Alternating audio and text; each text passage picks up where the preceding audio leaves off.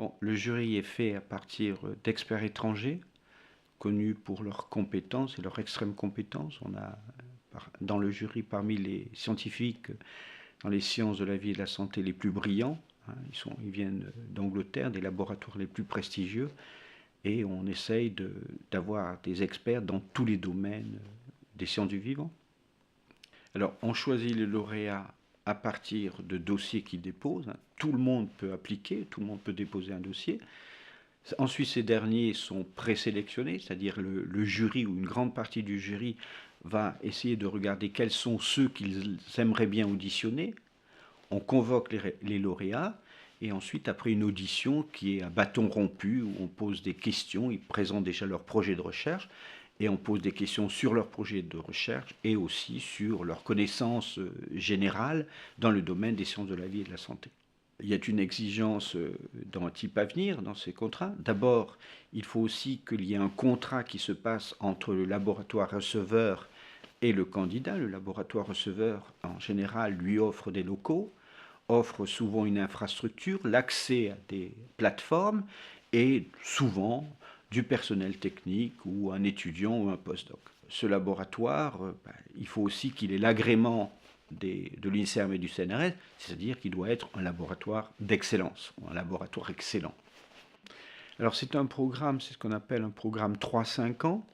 En principe, il est tout de suite pour 3 ans. Au bout de 3 ans, il y a une évaluation, c'est-à-dire on voit si le candidat a pu effectuer une partie de son projet, s'il n'y a pas eu de contretemps, s'il n'y a pas eu d'obstacle, quel qu'il soit. Ça peut être administratif ou ça peut être des obstacles par gain de temps ou bien la structure n'était pas tout à fait prête. Et au bout de cette évaluation, on lui donne 2 ans supplémentaires pour continuer sa route. 25 à 30% des lauréats type Avenir sont des étrangers qui décident de venir faire leurs travaux en France. Donc c'est quand même aussi une façon pour nous d'attirer du bon, de l'excellent, de l'étranger et renouveler, si vous voulez, amener du sang neuf. Les associations étaient intéressées pour avoir des gens qui pouvaient travailler dans leur domaine d'intérêt. Les associations comme la Ligue contre le cancer, l'ARC, étaient intéressés pour avoir des chercheurs qui travaillaient dans le cancer, les myopathes travaillant sur le muscle, d'autres secteurs étaient intéressés. Donc ils ont proposé, pour attirer et puis pour montrer une participation, de sponsoriser et d'aider les programmes à type Avenir. Il y a 25 lauréats chaque année environ.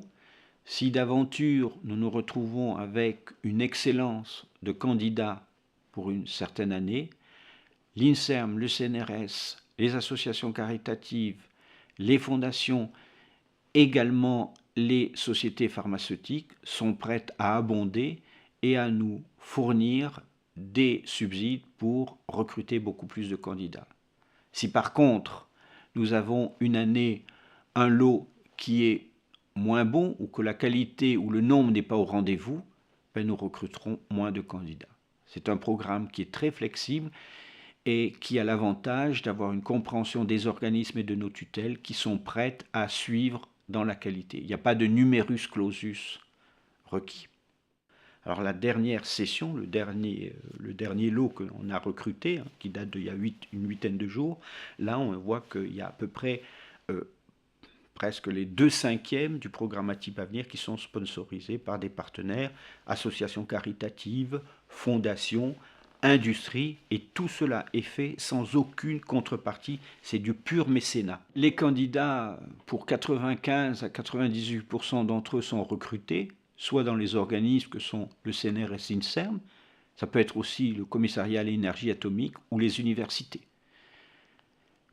Qu'est-ce que nous voudrions que deviennent ces candidats? On voudrait que le futur, qu'ils abondent dans toutes les branches de la société et même qu'ils inondent demain le marché de l'industrie. C'est-à-dire ce sont des candidats qui sont prêts à prendre des responsabilités, ou du moins on l'espère, dans différentes branches du secteur industriel, biotechnologie, suivi médicaux, suivi d'essais thérapeutiques, suivi en champ de produits, découverte de nouvelles espèces, etc.